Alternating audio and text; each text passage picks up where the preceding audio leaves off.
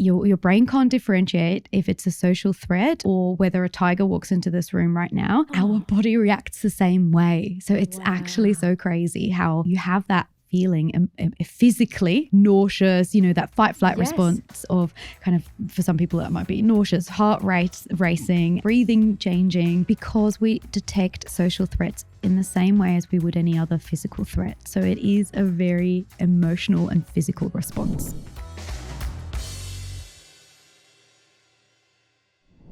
Thank you so much, Anita, for joining us for another conversation. I'm excited. Yeah, I'm really excited about this topic because it's one I think, again, I feel like every topic is very relatable, but this one is. Everyone has experienced this, yes, right? Yes. So why do we take things personally? Like, what's going on in the body and the mind? Yeah. Okay. So we've got to unpack this a little bit. Yeah. So it's normal that we relate everything that happens around us back to how it concerns ourselves. So it's normal that we kind of have this, it's got a negative connotation, but it doesn't really, egocentric kind of perspective where we relate what's happening in the world back to how it makes sense for us. So that's a normal default for all of us. We're also really good at detecting any potential social threats. And the reason why that is because if you think, back to evolutionary history, if I am ousted by my group, I will literally die. So I have to be quite attuned to what's going on. Are these guys, am I okay here? Or are people kind of taking issue with me? So it's better to be overly sensitive to that than miss a cue and have a really dire kind of consequence from missing it. So we are all already naturally geared to make things about ourselves and to be really attuned to what other people are thinking about us and to have a more sort of negative lens or threat lens on what others are, what signals others are sending us. Yeah. It's interesting you talk about the threat thing because I think about the times when, my boss might be like, hey, can we have a chat? Or even just that alone, I notice my body, it feels like it's threatened. It's tense. So like, can you unpack like what's going on there? Like what's the emotional process like from a mind perspective, but also like what we're feeling? Yeah. It's so good because it's actually your brain can't differentiate if it's a social threat or whether a tiger walks into this room right now. Our body reacts the same way. So it's actually so crazy how, you have that feeling physically nauseous, that fight flight response of kind of, for some people that might be nauseous, heart rate racing, your breathing changing, because we detect social threats in the same way as we would any other physical threat. So it is a very emotional and physical response. Wow. That makes so much more sense. So it's like when I'm seeing my boss being like, can we talk? I'm thinking a lion's about to come and eat me. Yes. Like literally. Totally. Yeah, exactly. But you can see how, and this is such a cool thing to unpack actually, and a good example because the statement is so neutral, but we've placed so much meaning and it happens in a split second, right? So you have that immediate emotional response, but what's happened between what was said and your response is kind of that interpretation of what meaning you laid on that. And I assume it's something like, I'm in trouble or I've done something wrong. Yeah, definitely. Yeah, there's so many layers to it. What do you find are the most common situations where people do take things personally? We take things personally in areas that we have closely tied to our sense of self-worth and identity. So if I am a career person, I'm probably going to be more sensitive to any cues that I'm not doing the right thing work-wise than somebody who's actually like, I work to live, not live to work. I don't really care so much. They might be a lot less prone to take things personally in that space. So we take things personally where we care most. Yeah, that's so true, because I'm thinking about the times where I would take things personally, like definitely work, because work's so important for me, but then also the people I really care about, like if my husband's like, hey, can we have a chat? I'm like, oh no, like it's different because it doesn't activate threat. It's just more like concern, being like, oh shit, like what did I do, Yeah, and probably most of us can relate to the relationship side because we're really, geared as humans to care a lot about relationships. And so the people that are closest to us have a lot to do with our sense of identity and safety. And so we do tend to care about what people that we know say about us more than, you know, some random stranger on the street. But Are You Happy is like that brutally honest friend whose advice you'll actually want to take. This season, we explore the psychology of perfectionism, how you can stop taking things so personally, and why group chats can feel so draining, plus what you can do about it. Our friends at Medibank understand that connection matters, especially during challenging times. That's why they've created the Medibank Family Roast, a card game designed to get families actually talking and connecting with each other. Because when family bonds are stronger, Australia is stronger. So get together and play the Medibank Family Roast. Search Medibank Family Roast. Live better with Medibank. Yeah, definitely. The trolls out there. Yeah, the trolls. Yeah, even that's super hard to. Yeah, super hard not to take it personally. Oh, totally. We are human after all, right? Yeah, exactly. And our brains have evolved in a place where there was no social media, and you know, you might have had at best 50, 100 people that could have an opinion about you. And so you had to be sensitive because all of those really mattered.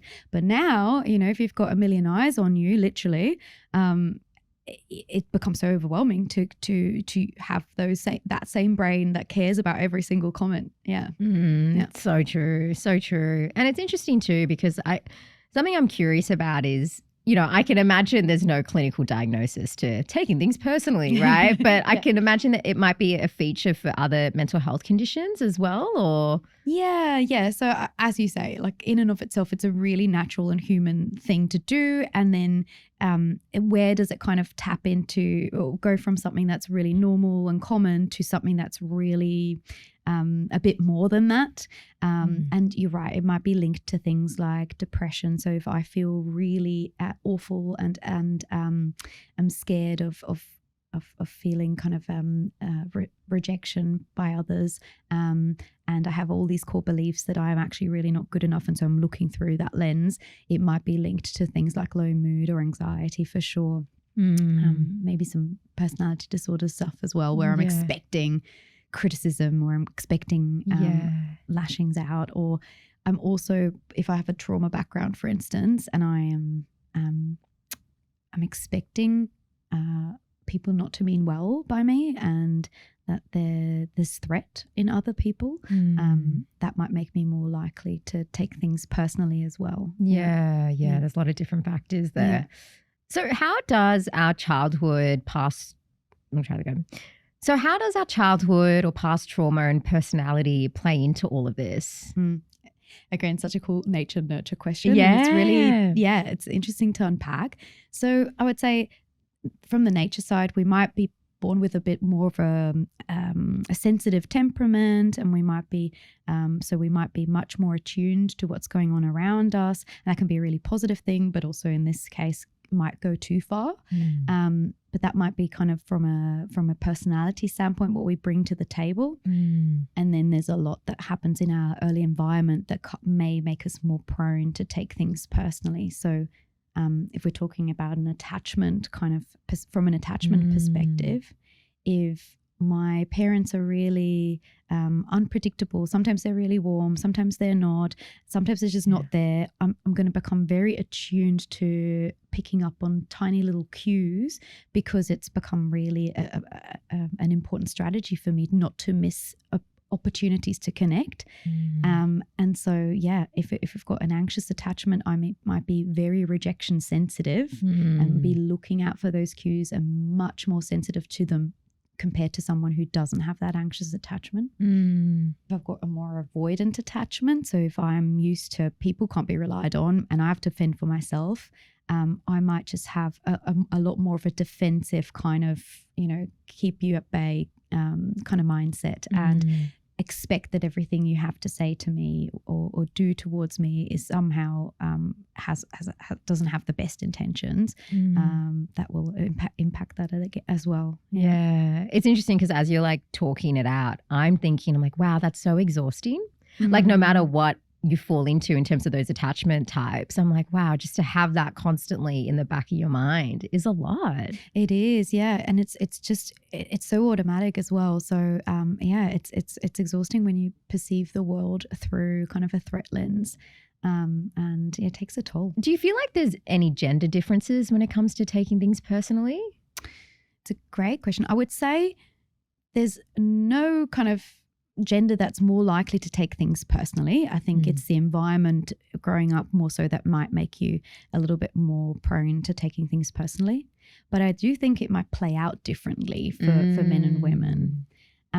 So like we said before, we take things personally in areas where we care most about. So perhaps for a woman that might be,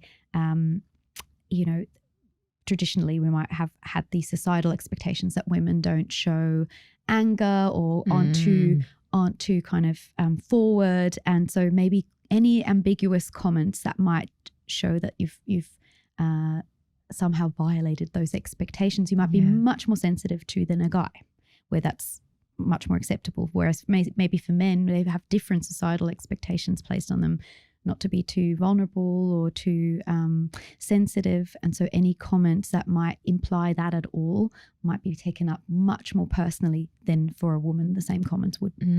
Yeah, it's amazing just how like those external factors can really drive how we show up internally as well. Yeah, exactly.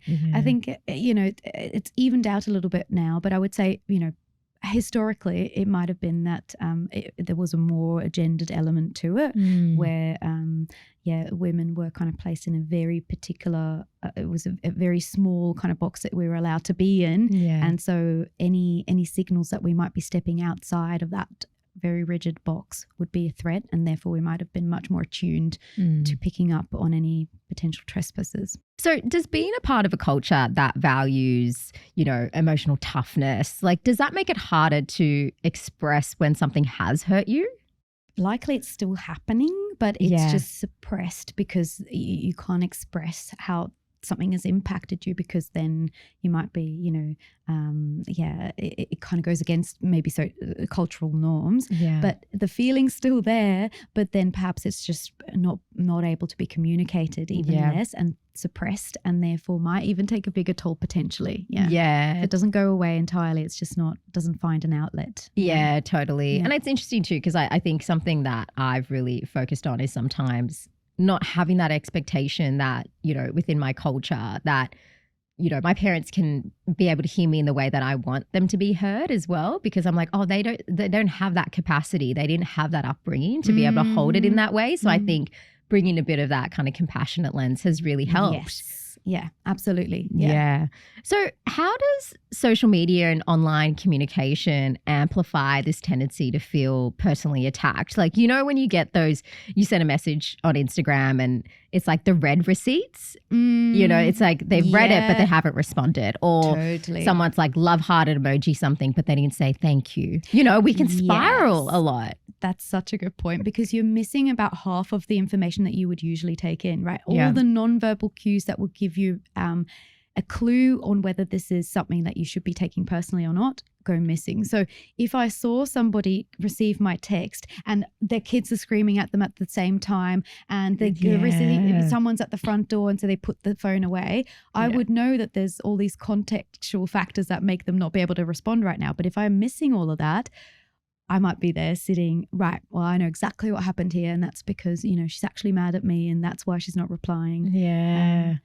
Same with like comments, for instance. If you see my face and I'm sort of saying, hey, I love your pants, you might be able to, even if you're prone to taking things personally, it might really give you enough cues to, oh no, she's authentic there, and I'll take it as a compliment. Whereas if I comment on a picture of yours and you might be prone to taking things personally, expecting kind of criticism and passive aggressive comments, and I just said nice pants without any, context, you might put your lens onto that more, and then perhaps be taking it personally because you're missing all of that other information. And when our brains lack information, we fill in the gap. And we fill in the gap in a negative way. Right. So that's what we all do. When there's information missing, we're going to kind of jump to worst case scenario. Yeah. We really swim in so many assumptions and we're like, wow, why do I feel so hurt? Oh, I created all of this, you know? Yeah. And I want to like preempt it with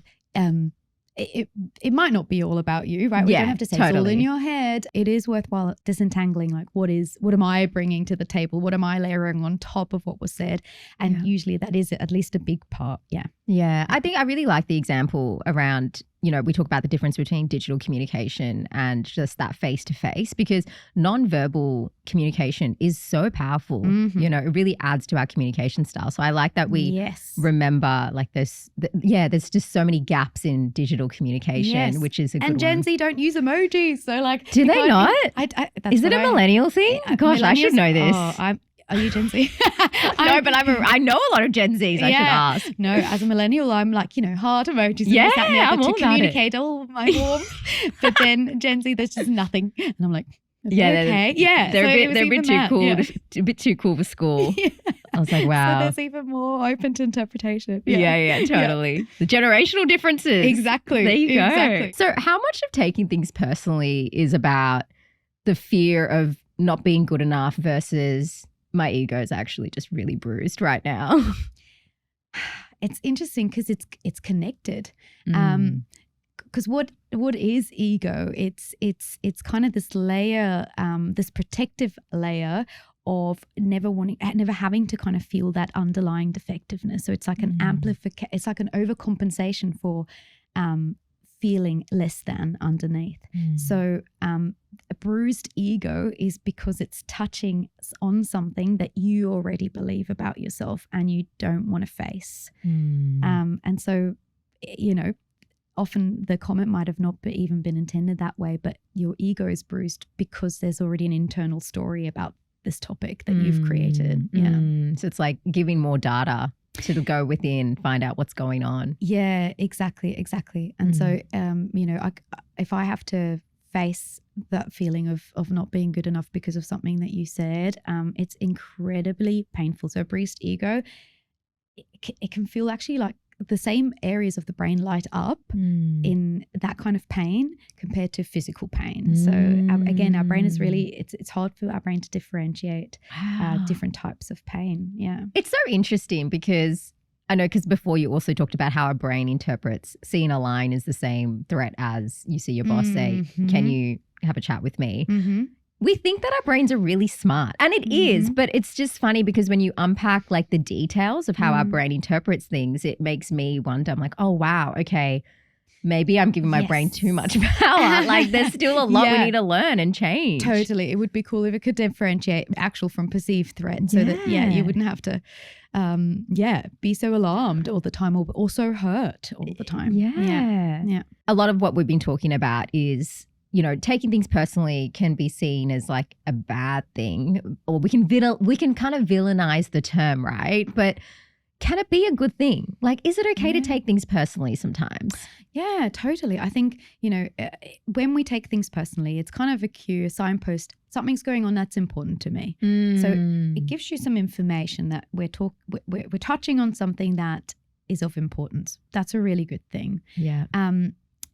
It also gives you a sense of, have my boundaries been crossed, or have my values been has there been a sort of a violation of my values? So it does give you really important information as well. So it's not just bad. The bad thing is if it takes you to a place where, you know, it makes going through life really hard because you're sort of expecting and seeing threat at every corner. Yeah. But so by default, true. it's not necessarily something bad. Yeah. And sometimes you will find that actually, even once you've done all the thought exercises that we might talk about in a bit, that what's left at the end is actually something that you need to address with the other person. So something that is genuinely important to pay attention to. Yeah, that's so true. It's good. I think it's really great we shine a light on that, because I think also, you know, we are human. Like, I think, you know, when we feel like our boundaries are crossed or we are taking things personally, like I do see it as a sign of self-respect, being like, okay, this is really interesting. What about this? Because sometimes I think if you've been a people pleaser a long time, I'm talking about myself, it's like you always, literally, you always think that you're the one to blame. Yeah. Oh, I'm in the wrong. I've fucked up. So I need to look at that. Whereas to even come to a place where you're like, oh, actually, that wasn't okay is really big. That's a really good point, Ashani, because I was coming at it from more like if you're prone to always take things personally, can it still be a good thing? But you're right. If you're prone to always internalize and find fault within rather than find fault in others, then it can actually be a really empowering thing to take that as a cue that there is something that needs to be addressed here and you need to respect those boundaries internally. Yeah, totally. Yeah. I find when it comes to taking things personally, there's nuance to it, right? So like how do you balance like I'm allowed to feel hurt with, okay, I'm probably feeling this a bit too deeply now? Yeah. I think first of all, just validate that it's normal to have big reactions to things that happen. So you're not weird for having a big reaction, and don't layer criticism on top because it's already enough to deal with the initial reaction. Then I would say if you can give yourself a little bit of a pause, and like you said before, sometimes our whole body is activated. So can we try and down-regulate how intense we're feeling this in our body as well? And then can I give myself a little bit of an opportunity to disentangle what actually happened and how much did I layer on top of it? And the parts that I've layered on top of it, can I give myself a lot of self-compassion and take that layer away, and then what's left, do I need to address that? And then I can come at it from a very kind of grounded, fruitful kind of perspective rather than, reacting in the moment. Yeah, totally. Oh, I'm getting so many takeaways already. This is great. So what would you say to someone who's in the middle of a moment right now and is really struggling with taking something personally? I mean, often these reactions happen really, really quickly. If I'm talking to someone who's actually been stewing on something for a while, it is probably a bigger sign that there is another element to that that's not just about them, and it's something that actually genuinely does need to be unpacked and addressed. If you're in the middle of kind of in your feels because somebody has said something or didn't invite you to something and you've taken it personally, first I would say validate again that this is really normal. I would then say, can we try and just for flexibility's sake, try and bring in other viewpoints here of your initial interpretation might be one story, but there might be a whole lot of other ways that this can be viewed. Can we just go through this exercise and kind of see if we can come up with other stories so that we're not so married to our initial one. And then that will help us to disentangle a little bit more what I've brought to the table on top and what is truly actually a violation of my boundaries or something that really hurt me that I do need to address. And then go ahead and address it. And we can talk about, good ways to kind of communicate that in a little bit. But feel free to then say, "Ooh, this has been sticking with me for a long time. I've now figured out, okay, there are things I've put on top. And nonetheless, there's stuff that I need to address here." Yeah. Well, yeah, I mean, we can jump into it now because I'm curious to know, like, if someone is sitting with, oh, actually, I do need to have a conversation. Yeah. Like, what would you advise? Imagine like a continuum, and we can either be on one side, which is sort of what we call passive communication, where you're not saying what you need or what you're feeling, and you're only kind of taking into consideration the other person's needs.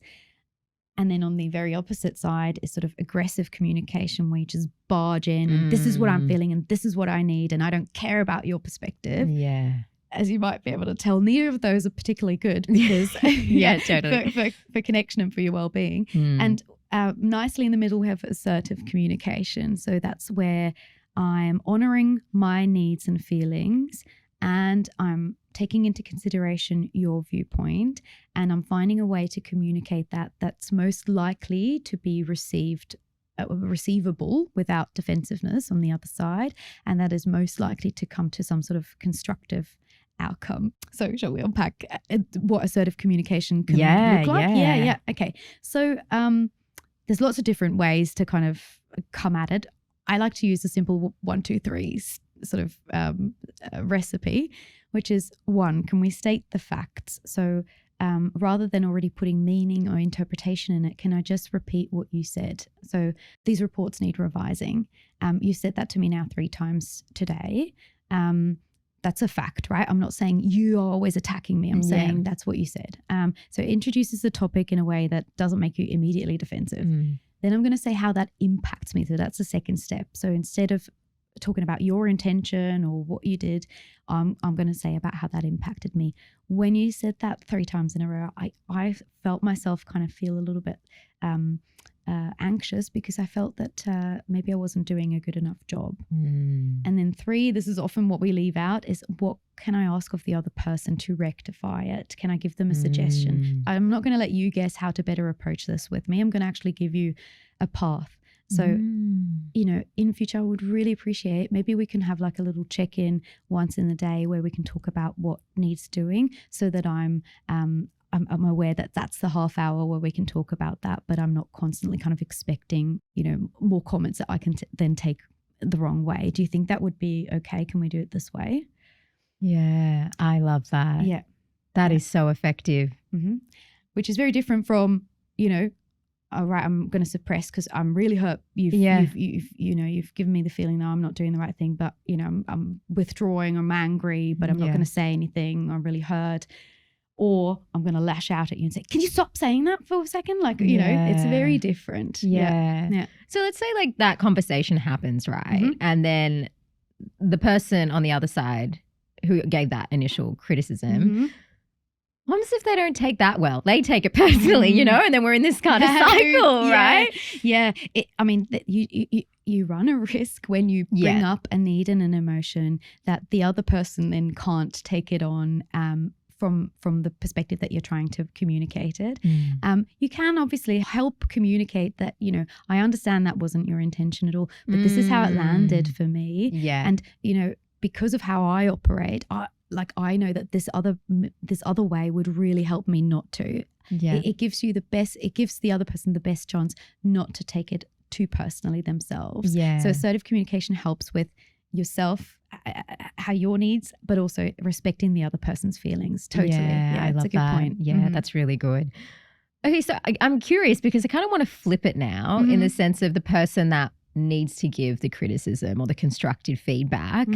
How can they give that in a way of not being like coming across as dismissive? Do you know what I mean? Would they kind of follow that same format, or is it different? Yeah. So I think assertive communication is a great tool to communicate anything that's a bit tricky. Yeah. Okay.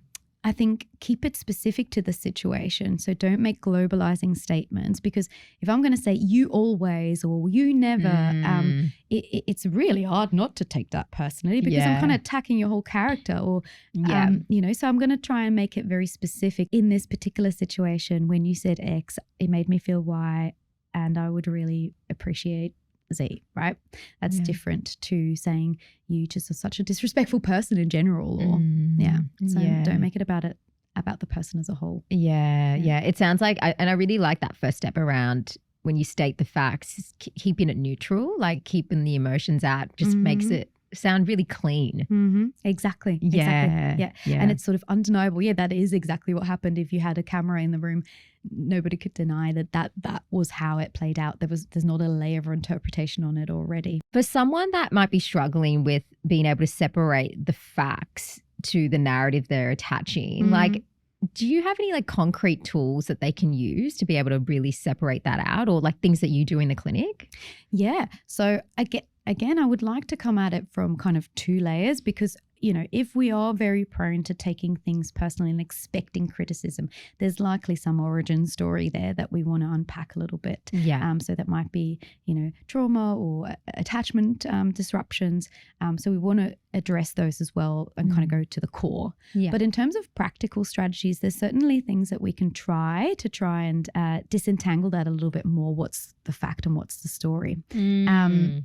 So maybe shall we do an exercise together? Let's do it. Shall we take experiential? Okay, I love it. Cool. Shall we we'll do the report example from the boss. Okay, so first step is name your reaction. So what's coming up for you?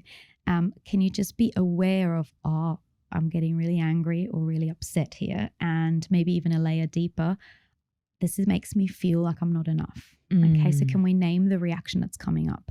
That will give you your cue. This is a moment to do this little exercise to not react in the moment and give myself a second to reevaluate. So step 2 could then be fact versus story. So what was said, or like your example before, your boss said, I want to, can we have a chat? That was the fact. And the story was, I've done something wrong. Can we start disentangling that? Or in my example that I said before, my boss said, these reports need revision, and I've heard he thinks I'm incompetent. Right? And then step 3, can we come up with 2 alternatives? Even if you don't buy into them, let's just for the sake of it, try and come up with 2 alternative explanations. Can you come up with one? Why would your boss have asked you to come for a talk? Because I've done something wrong and I'm about to get fired. Okay. That's the worst. That's the worst case. That's the immediate. Yeah. It's funny. And just for the sake of it, can you come up with 2 alternatives of like what else could be a reason? It could be just something like, oh, she just wants to find out how I'm going with my project at the moment. Yep, totally. So it could be completely harmless. Maybe another one. Do you have any other? Another one could be she's probably just checking if I'm available for a certain project that I need to do at a certain time, or checking my availability. Great. Yeah. And in my example, maybe my boss is really, really under a lot of pressure, and that's why I so focus on these reports. Or maybe my boss just has really, really high unrelenting standards, not about me being incompetent, but about their standards.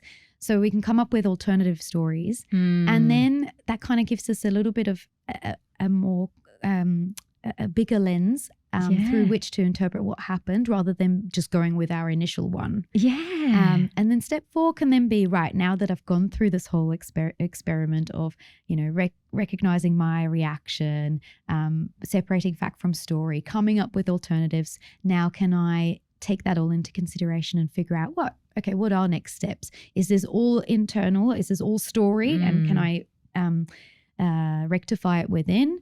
Or is it more likely partially fact, partially story? And can I therefore address the fact in a grounded, kind of constructive way, rather than coming at it from an emotional point of view? I love this exercise, because even when you were getting me to think about potential other scenarios, it was like this moment where my brain was confused. I was like, what do you mean? What do you mean there's other scenarios that aren't bad? Because it's just like you just hone in on the worst case scenario, because that's how you best prepare, right? Yeah, exactly. So it was interesting, even me thinking of those scenarios, I was like, oh, I felt lighter in a way of, I actually did feel I stepped back a bit, and I'm like, oh, wow, okay, yeah, there could be so many other options. But I like that you give only 2. Because sometimes I think if you're an overthinker like me, you can come up with a scroll and then you're just paralyzed still in thoughts. Yeah, so I like that it's 2 other alternatives. Let's stick with 2, just to bring in some cognitive flexibility, and just to realize, oh my gosh, there's a lot that I brought to this that might not be the fact here at all. Yeah, exactly. Totally. It's funny because you know how people always say, oh, just get over it. Like you'll be fine. How do we actually get over it? Like, I know you've given some strategies. Is there anything else that you would recommend? Yeah, I think, once you've gone through that exercise and you've figured out, okay, the internal stuff, this is old stuff. This is because my mum was always quite critical, or because, this at this one job, that's how that conversation started and I did get fired, but this is not the current situation. Once we've been able to kind of work through the story stuff, if there is still fact, you don't have to just get over it and pretend like it's all good. Address it. You deserve it to be addressed. And then you can come at it, once you've done that exercise and disentangled it, you can come at it from a more grounded, kind of level-headed perspective, rather than coming in with raw emotions, which will make it more likely that you can get your needs heard and met. So don't just feel like you have to bury it. You get to address it. Yeah, I love that. I think something that I'm curious about, because I'm sure there's people out there that are like, but Anita, I've tried all these strategies. Like I've done all of this and it's still not working. Like I'm still taking things personally. Is that when they will come to see you or like get further support in that way? Yeah, I think you're your own expert. You know if this is just something that is affecting you left, right, and center in every relationship, in every setting, and it's then it probably is a sign that there's something a little bit deeper, and we do need to go to the core of where this all is coming from, so that we can loosen, the pull back into taking everything personally. Yeah. Therapy's not the only way though. So there's certainly things that you can do with repetition. If we do this exercise that we just did over and over again and start bringing in this cognitive flexibility in every situation, it starts to become a little bit of a default that we don't just run with our first story. But it's going to take a little bit of time, because again, these patterns are well entrenched. Yes. And even just bringing in this new realization that, my interpretation isn't reality. It's just my story that I'm layering on top. I've now got a tool to bring in some flexibility and some room. Yeah. It's going to take time to practice that, but it will start to close that gap between logic and feeling. Emotions are a bit slower. Just give it a little bit of time with repetition that you will get there. And Trust if you the don't, process. then you deserve a little bit of support to unpack what's going on underneath. Yeah, it's like trusting the process. Yes, exactly. What about if you're in a situation, right? You're hanging out with your friends and someone throws a joke at you and everyone's having a good laugh, but it actually hurts? Like you actually do take it personally. Like, how do you address that? Like, do you raise it in the moment? Do you pull them aside later? Is it something that's just your own inner reflection? Like, Yeah, I think there's no one right way to do it, but I think a great place to start is to kind of do some inner soothing as well. So you can almost give yourself that inner part that feels a bit vulnerable, a little bit of a sort of a symbolic hug, and it's like, actually, this was okay. It's not an attack about who you are, and take a little bit of a pause before reacting. That being said, if you feel like this friend just is always bantering in this way that kind of, I'm kind of at the brunt of the joke, then it's okay to address it as well. But I think, if we've done these exercises where we're sort of these thought exercises of going through, why would this person have said that? And is it much more about a humorous comment and very little to do about who I am as a person? It might already help to diffuse that. If it still doesn't, and it's still just sitting wrong with you and it just still hurts, then you can do some of that inner soothing to try and help that inner feeling. But then also feel free to kind of address it. Maybe you want to delay it. Maybe it's not right then and there. Maybe you want to see if this plays out and again. And if so, then it might become worthy of addressing. But you're the best judge of whether that's something that you can absorb and neutralize internally, or whether that needs to be addressed. But it's common that sometimes intention and how it lands is not the same thing. What I really love about assertive communication is that, you're building that muscle of what it looks like to have a healthy relationship, and fostering that, but also having a healthy relationship with yourself. Because when you did take something personally, that was data telling you, hey, there's something we need to address here for you and your value, but also your value within that dynamic. So there's a lot we can learn from that.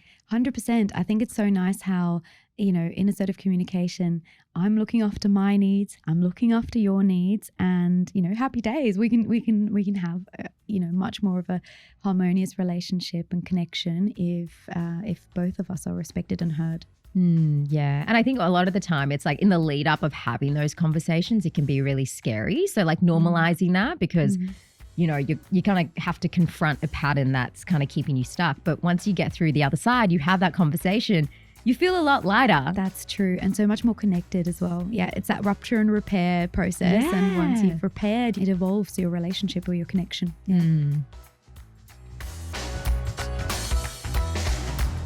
Mamma Mia acknowledges the traditional owners of the land and waters on which this podcast was recorded.